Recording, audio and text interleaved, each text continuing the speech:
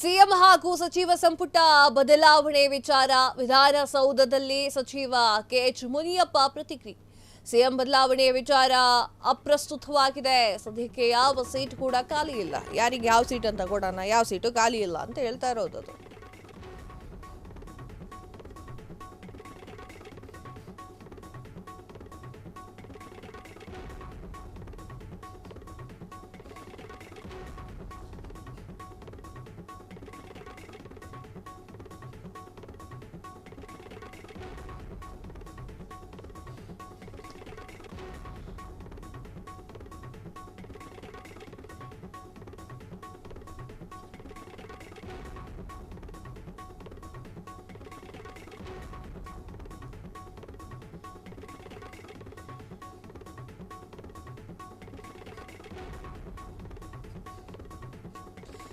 CM ಹಾಗೂ ಸಚಿವ ಸಂಪುಟ ಬದಲಾವಣೆಯ ವಿಚಾರ ವಿಧಾನಸೌಧದಲ್ಲಿ ಸಚಿವ ಕೆಎಚ್ ಮುನಿಯಪ್ಪ ಪ್ರತಿಕ್ರಿಯೆ. ಸಿಎಂ ಬದಲಾವಣೆಯ ವಿಚಾರ ಪ್ರಸ್ತುತವಾಗಿದೆ. ಸದ್ಯಕ್ಕೆ ಯಾವ ಸೀಟ್ ಕೂಡ ಖಾಲಿ ಇಲ್ಲ.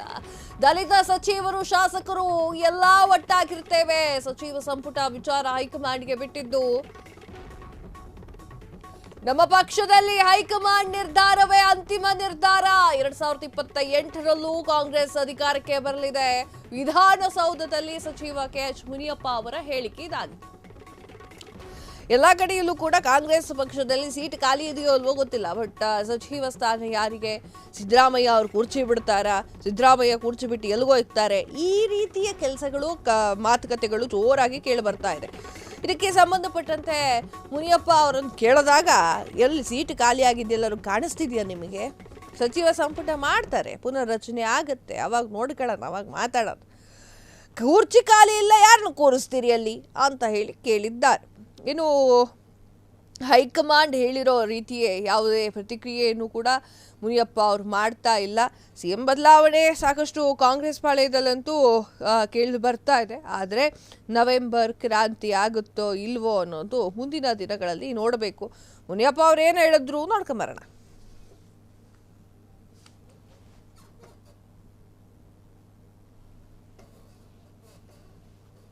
ಎಸ್, ಅವ್ರು ಹೇಳಿದಿಷ್ಟೇ. ನಮ್ಮ ಪಕ್ಷದಲ್ಲಿ ಏನು ನಡೀತಾ ಇದೆ ಅಂತ ನಮಗೆ ಗೊತ್ತಿರುತ್ತೆ. ಪಕ್ಷದಲ್ಲಿ ಏನಿರುತ್ತೆ ಅನ್ನೋದು ನಮಗೆ ಗೊತ್ತಿರುತ್ತೆ. 2028ಕ್ಕೆ ನಾವೇ ಪಕ್ಷ ಅಧಿಕಾರವನ್ನು ವಹಿಸ್ಕೊಳ್ತೇವೆ, ಯಾರು ಏನು ಕೆಮ್ಮಂಗಿಲ್ಲ ಅಂತ ಹೇಳಿದ್ದಾರೆ.